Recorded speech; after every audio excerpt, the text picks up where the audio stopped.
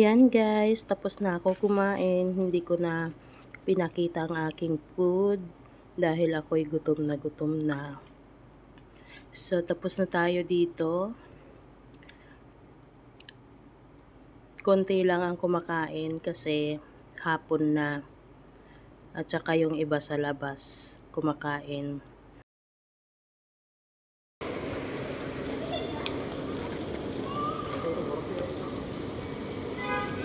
Ayan guys, pupunta ako sa may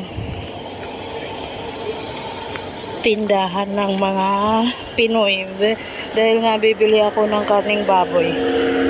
So, tapos na ako kumain. Dito ako dadahan para maganda. Oh, diba? Oh, maganda. Kaso walang taga-video sa akin. Dito ako dadaan. Tapos lalakad papunta doon.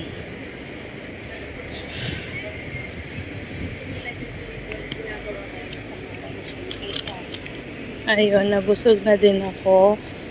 Kumain ako ng iba-ibang luto. Kasi eat all you can, 32 dirhams lang. Nabusog na din ako. Hindi ko kailangan magtagal doon. Kasi ayokong magpagabi na umuwi. Ayun. Tatawid tayo. Sana ba yung tindahan nun?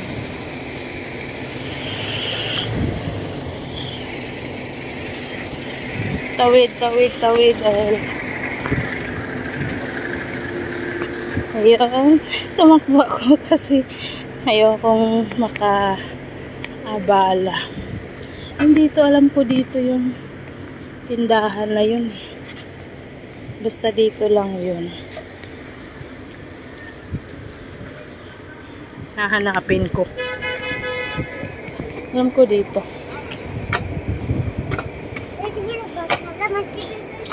Sana ba yun?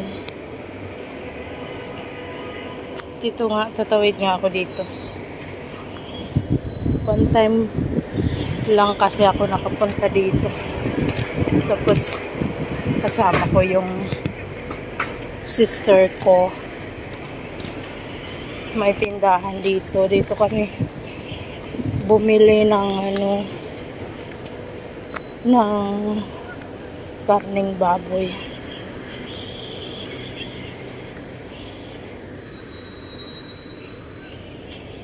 Alam ko dito yun. Sa likod yata dyan. Hanapin ko nga sa Google. Alam ko doon yun sa likod. Sa likod ng building na yun. Ayun, doon nga. Sa likod ng building.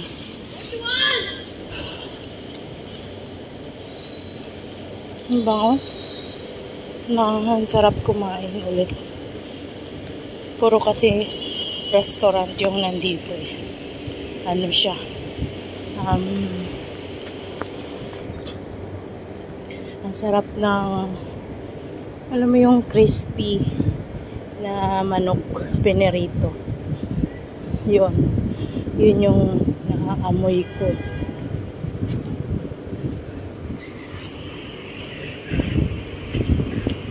Magluluto ako bukas ng karning baboy.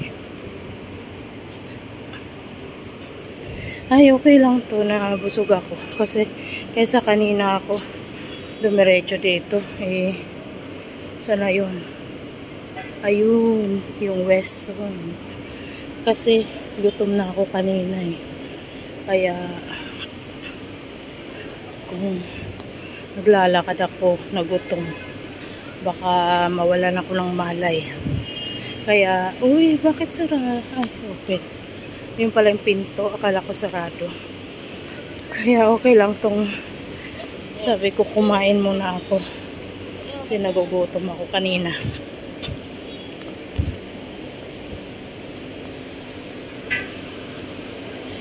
Okay guys.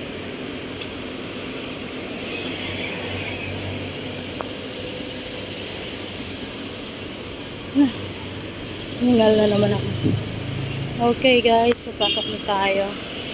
dyan sa may, ano, sa may, dito. Dito muna tayo.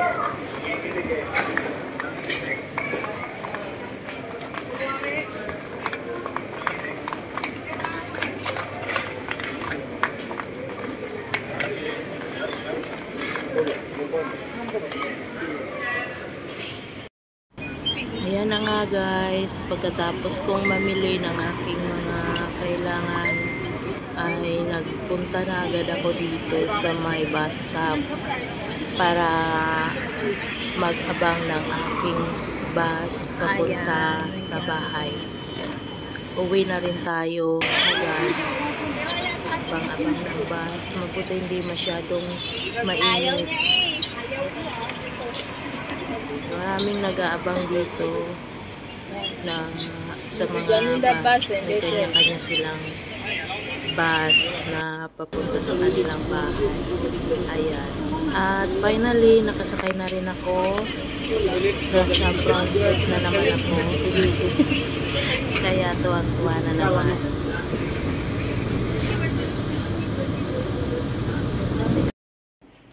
Hi guys! Good evening! Yan, medyo napagod na naman ako sa aking lakad kanina. Kaya naman, ipapakita ko at i-share ko sa inyo ang aking iniinom every night.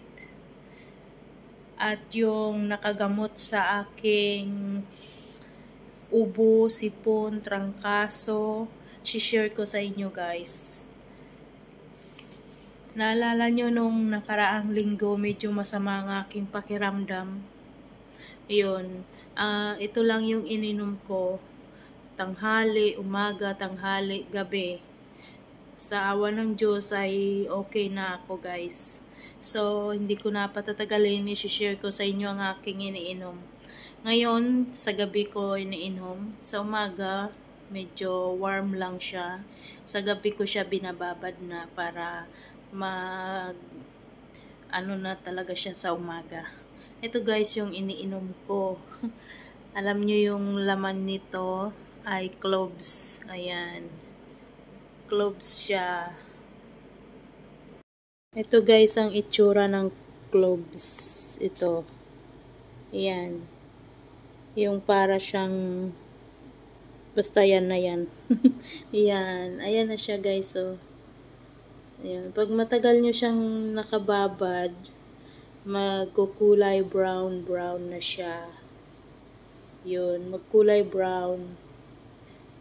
Maganda to guys. Kasi simula nung ininom ko to, bumuti ang aking pakiramdam. Lalo na yung mga kasukasuan, yung masakit, yung kasukasuan.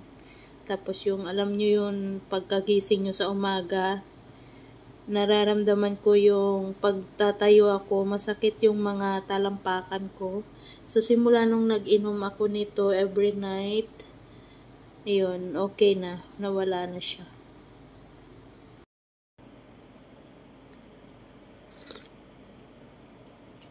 Bali wala siyang, hindi ko siya nilalagyan ng asukal. Hindi naman talaga dapat lagyan ng asukal.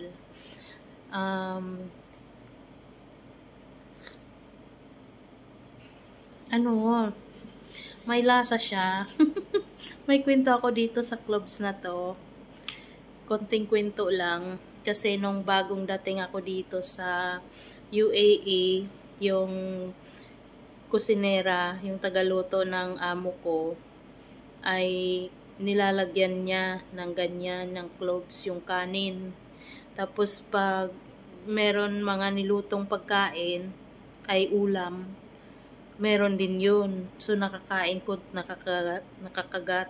Ayaw na ayaw kong lasa niya. Pero simula nung nag-take na ako nito, yung pinapakuluan ko siya, at talagang desidido talaga ako inumin para gumaling yung anuman karamdaman meron ako. Pinipilit ko siya hanggang sa nakasanayan ko na yung lasa. Tapos pag nagsasayang ako, nilalagyan ko ng 2-3 piraso. Yun.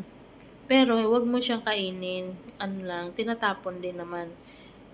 Hindi mo siya yung pangpalasa lang ng kanin siya. Tapos yun, hanggang sa siguro 2 months na akong ganito, yung iniinom ko, pinapakuluan ko siya. Maganda. At marami akong nakitang nag-vlog nito, nag-review. Okay naman daw. So, let's drink guys. Walang lasa. May lasa siya na cloves ang lasa niya. Walang asukal, matabang lang siya. At mainit lang. Yun. Maganda siya pag nilalagyan ng luya. Nung inubusipon ako, nilagyan ko siya ng luya. Kasi nga, ayoko yung magbili-bili at mag-inom-inom ng mga capsule, tableta. Kung po pwede naman dito, yun. Kasi mahal din yung gamot. Ayun, hanggang sa ngayon, okay na ako. Nung last week, diba, medyo masama pa ang pakiramdam ko. Yun yung nagkasakit ako noon. So, ayan lang guys. Natapos na ang aking holiday. Ang aking off day. So, thank you so much for watching. Thank you and big shout out sa kay Singing Diva, My Angel Zion, Shubs Vlog, and kay She Vlog SNP. Yun.